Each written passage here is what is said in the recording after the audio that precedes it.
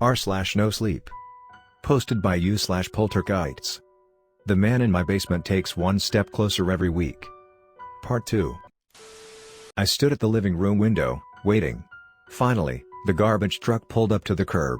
A heavy-set man in a bright orange vest stepped off the back, spat dryly onto the pavement and hoisted my garbage into the back compactor. Climbing onto the truck, he unceremoniously tossed the aluminum bucket back onto the road. My relief vanished. Inside the bucket was a left-behind, foot-long splinter, a lingering remnant of the coat rack.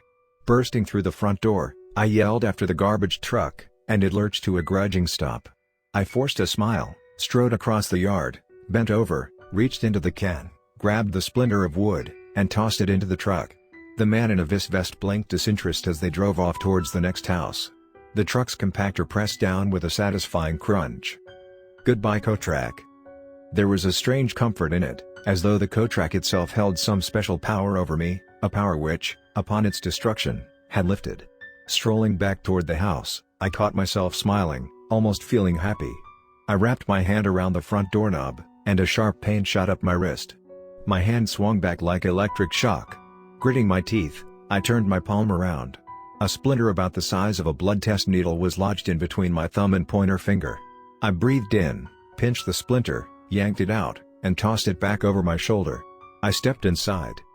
I pulled the door shut, and red smeared across the brass knob. I turned my hand over. A thin line of blood trailed out from the puncture hole, snaking down towards the tip of my thumb. I wrapped my other hand around the wound, and marched back towards the kitchen. The bandages were in a tray on top of the fridge. I pulled them down and wrapped my hand up. Turning around, I leaned my back against the fridge, marveling at how quick my good mood had soured. All it took was a wooden splinter. But another thought crept into my head. Part of me, the paranoid, irrational part, wanted to go back and find the splinter, take it out past city limits, and burn it. I actually had to fight the urge to go back and do this. It's a coat rack, I reminded myself. Either way, I took comfort in the new security setup.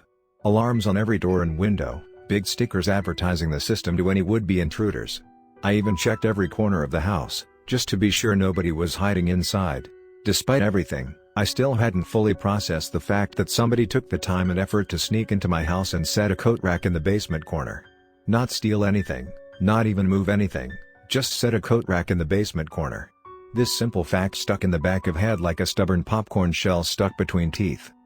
Hunched over my laptop at the kitchen table, I took a sip of bitter black coffee. Thanks to the pandemic, all work was homework now. That was fine by me. I preferred staying at home to just about anything else anyways. Typing away, I was finally falling into that ever-elusive zen state of work. Coding line after line until my phone buzzed against the plastic vinyl tabletop. Unknown color. I reached over and froze. Something told me not to answer it, something told me to block the number. But I shook it off and answered regardless. "Brandon," said the voice on the other end. I couldn't tell if it was a question or a statement. "Speaking. I'm calling about the note," he continued. "The one on your doorstep." He sounded young, early 20s maybe. "Okay," I said. "Yeah, I was the one who left it there." I didn't respond. I didn't know how to respond. "Look. I know it's weird, trust me, I know better than most. The thing here is to make sure you understand what's going on. To make sure you take it seriously. Does that make sense?" I didn't answer. He sighed, anxious. "I know you think I'm crazy. Shit, I might be. I need to talk with you in person. Don't call this number again," I said plainly, and ended the call. I set the phone down, leaned back in my chair and crossed my arms. In hindsight, I regret my coldness here, but in my defense, I'd seen enough real-life horror by then. I was pushing 40 and well acquainted to the crushing mundanity of real-life suffering. I had no desire to indulge in made-up nonsense. Knock. Knock. Knock. My heart skipped a beat as the pounding at the front door continued. I slid back on my chair and stood up. Fist clenched, I marched across the room and yanked open the door. There stood a young man, tall, and dressed in a white shirt with black denim pants. "Look. I'm really sorry to be this persistent, but..." Immediately, I recognized his voice from the phone call. But I had to admit, his appearance was surprising. Until now, I imagined a weaselly-looking, basement-dwelling internet troll, but this guy almost looked like a low-key movie star. Young Marlon Brando vibes. Regardless, I didn't know what to say. He looked down, kicking his feet awkwardly at the ground. He looked up. "I just need 5 minutes," he said, "I can explain everything and never come back." His eyes were filled with sincerity. Years of suffering hidden beneath a desperate smile. I looked around, other neighbors were milling about, a few glanced over, concerned. I looked back to him. "Fine," I said, my voice dripping with skepticism. He looked back over his shoulder, then back to me. "We can't talk here. Let's go for a walk if that's all right." "Sure." I consider myself a pretty good judge of character, and he didn't seem dangerous, he seemed worried. If anything, my curiosity was driving now. Early evening overcast gray fell over the suburbs.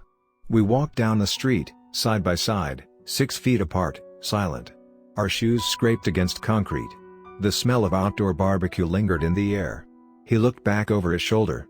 We were about 4 houses down from mine. "First off," he said, looking forward again, "I want to apologize." He slid his hands into pockets as he walked. "I don't really know the best way to approach something like this, and I'm sorry for being so cryptic." I grunted noncommittally. "Second, I really don't expect you to believe me," he continued, "unless I saw something firsthand. I wouldn't believe me either."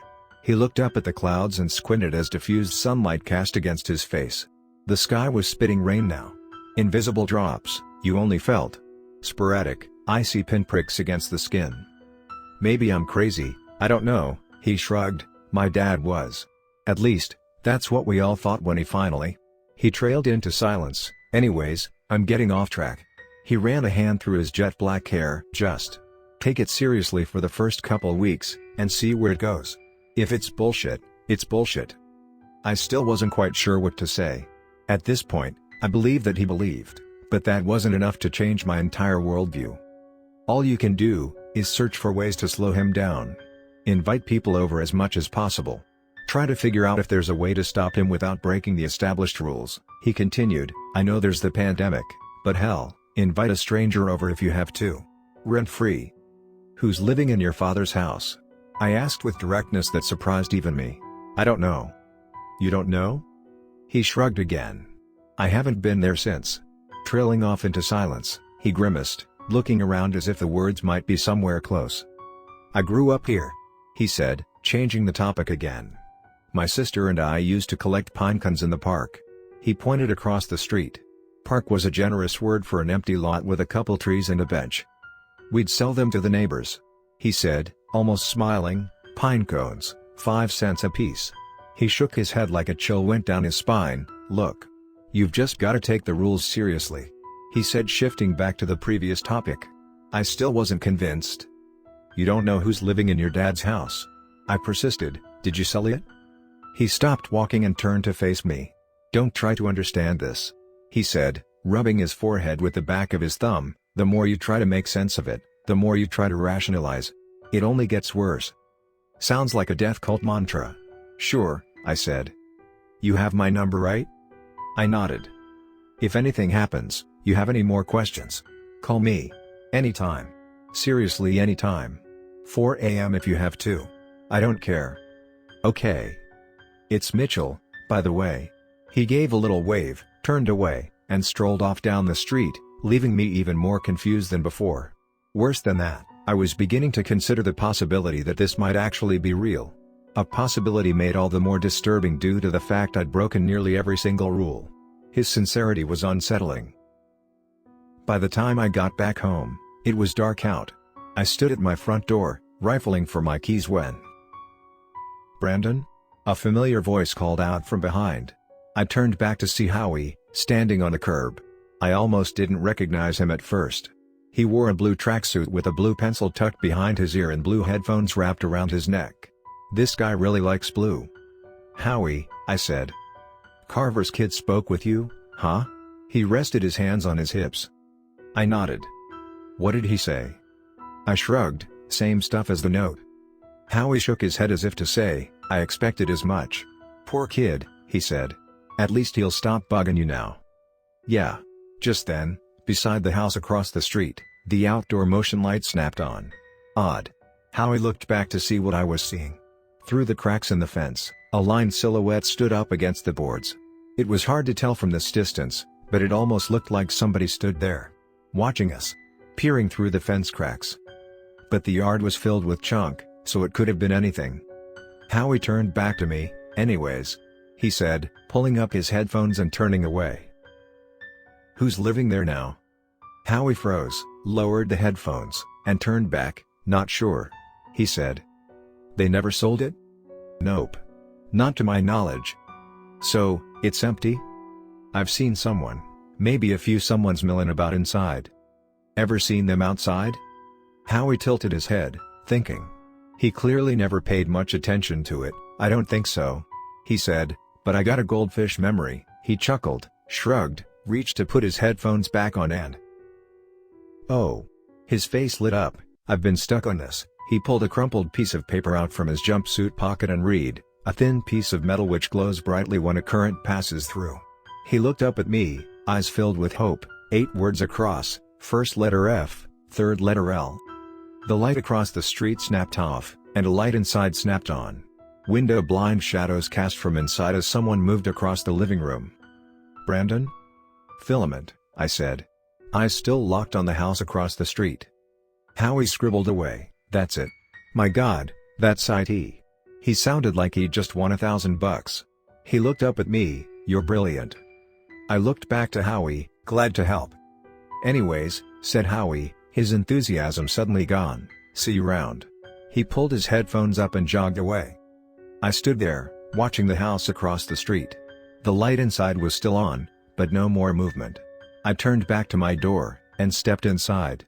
Pulling the door shut behind me, I strode into the living room and stood at the window. The house across the street was dark again. I pulled the curtains shut, and turned back for the kitchen. The strange smell of gasoline and burnt hair lingered in the air still. Subtle, but unmistakable. I flicked on the kitchen light, and sat down at the table and stared blankly at the wall. Harsh fluorescent glow vibrated against white stucco. I should get warmer light bulbs. Another thought crawled into my head. A thought that was slithering around in my subconscious for the past few minutes. Mitchell, the dead neighbor's son, did not put the coat rack in your basement. Of course, it's possible he did. But after talking with him, it seemed highly unlikely. This raised another, even worse question: who put the coat rack in the basement? Howie? Doubtful. Another neighbor? Possibly. The person or persons living across the... Click. The sound of a door popping open interrupted my thoughts.